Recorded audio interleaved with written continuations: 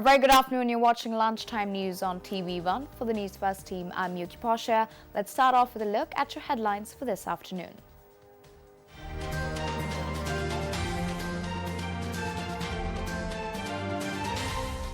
Father and daughter dies due to train accident in Vadaruwa, Veyangoda.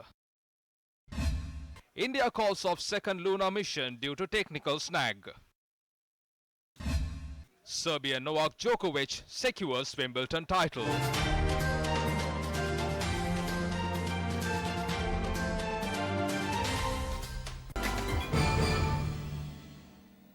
Starting off with some tragic local news, a father and his daughter were victims of a tragic train accident which occurred at the Vadaruwa railway crossing in Veyangoda. Police said the accident occurred at around 6:30 this morning. The motorcycle which the victims were travelling collided with the intercity train travelling from Mount Lavinia towards Kankasanthure. The 45-year-old and 11-year-old victims were identified as residents of Raddolugama. The remains of the victims now lies at the Vatupitiya hospital. Meanwhile, another accident occurred at around 10:15 last night near the Muratua bus depot. The accident resulted when a jeep skewed off the road due to the driver losing control of the wheel. Our correspondent said no one was harmed due to the accident. A conference was held yesterday titled as Ratayana Atha in Variapula. Now we are to surrender to American imperialism. The leaders of the present day, with no effort whatsoever, are ready to surrender before America. They sign various agreements. SOFA, AXA, the Economic Corridor are a few of the various agreements signed to surrender us before the American imperialism.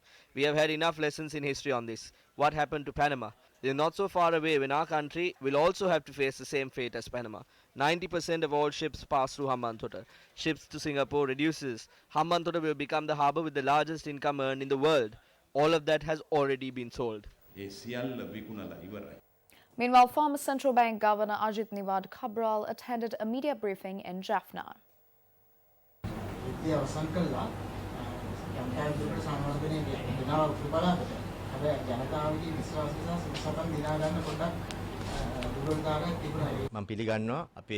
Even though we developed the infrastructure, the opportunity to gain the trust of the people were less during that short time of period. We should accept it. However, we should move towards that. If we increase the opportunity to develop it now, I believe we could resolve certain political problems as well.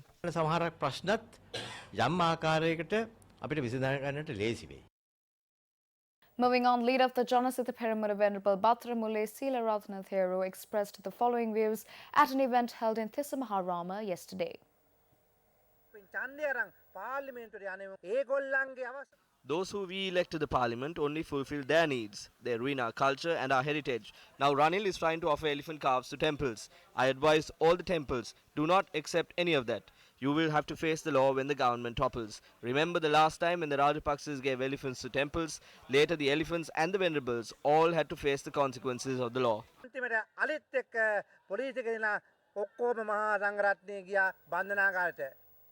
A mortar bomb and a stock of blank bullets were found in a well in Navagathegama. An individual who discovered the stock of ammunition had informed this to the police yesterday. Later, the police STF arrived onto the location. A mortar bomb and 9,960 blanks used for a T-56 rifle were found.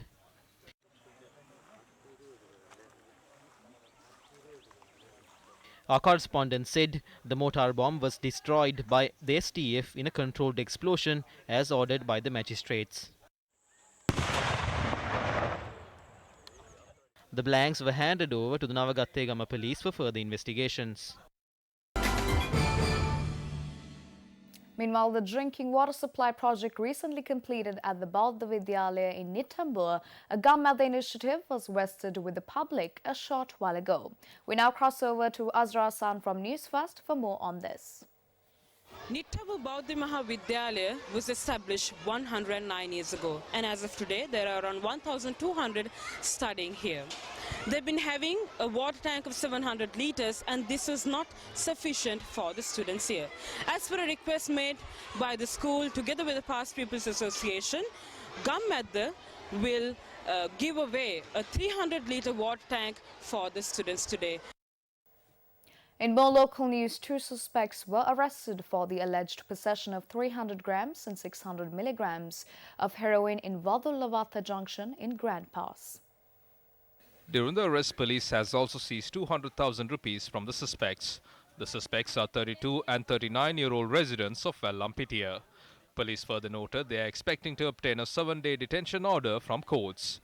Meanwhile, 2 suspects were arrested from Boralla and Paliagoda for the alleged possession of heroin.